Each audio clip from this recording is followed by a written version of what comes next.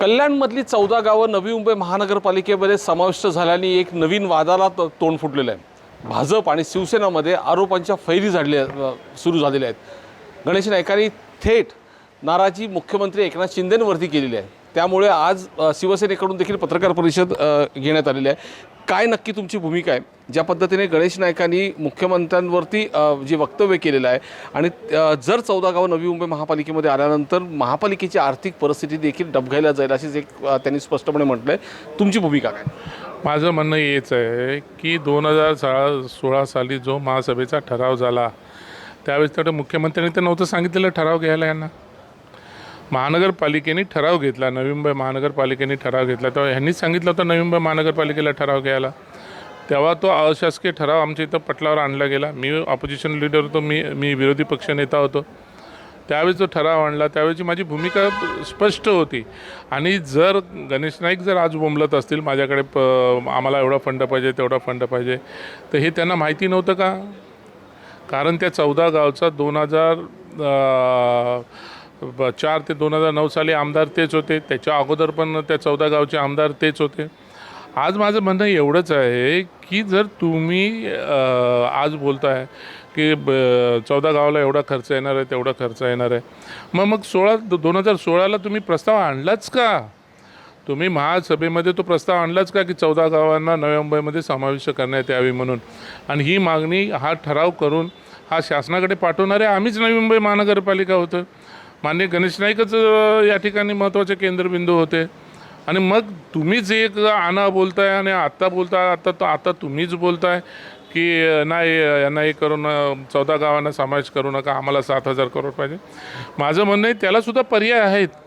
जे बोलतात बोगदा काढायचं बोलतात इकडं आडवली भुतवलीच्या इथून, त्या आडवली भुतवलीला येते 300 एकर जमिनीवरती अम्युजमेंट पार्कचं रिझर्वेशन होतं, ते आता रेसिडेन्शियल करण्यात आलं। तर माझं म्हणणं हेच होतं, तीच 300 एकर जमीन जर सिडकोला सांगून ॲक्वायर करायला लावली असती, जर 300 एकर जमीन MIDCला ॲक्वायर करायला लावली असती, तर ते ॲक्वायर झाले असते तर आमच्या नव्या मुंबईतल्या प्रकल्पग्रस्तांचा जो 12.5% विषय आहे, जर तो ती जमीन ॲक्वायर केली असते तर नव्या मुंबईतल्या प्रकल्पग्रस्तांचा 12.5% विषय पण इथं संपुष्टात आला असता।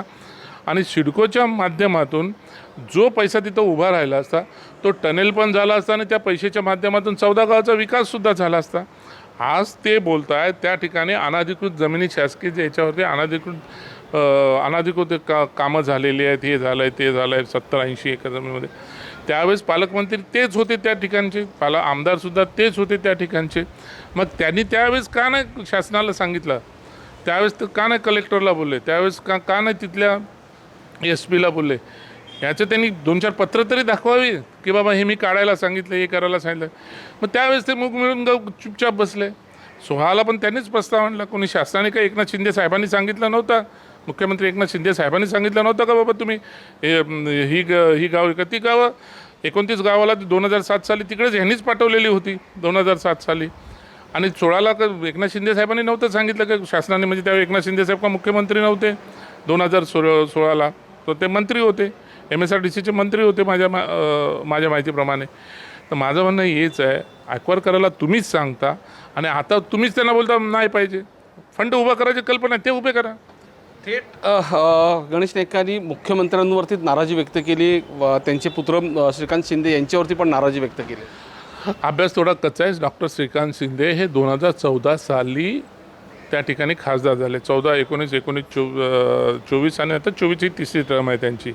आणि ही 14 गावं 2007 साली 29 गावाला जोडली गेलीत। मग त्यावेळेस डॉक्टर श्रीकांत शिंदेचा संबंधच काय येतो? आणखी एक सगळ्यात महत्त्वाचा मुद्दा मांडला तो म्हणजे 17 प्लाझाच्या भ्रष्टाचारावरती देखील आपण एक महत्त्वाचा मुद्दे केले, त्यावरती कारवाई करण्यात यावी, गुन्हे दाखल करण्यात यावी, अटक देखील करण्यात यावी। नक्की यामध्ये कोण आहे?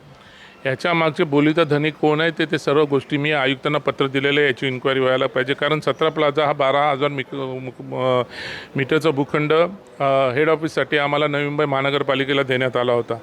असाच कुठलाही ठराव आणून तो टेंडर काढून तो विकला गेला। तर कोणाच्या शासनाची परवानगी घेतली का, सिडकोची परवानगी घेतली का हे करताना?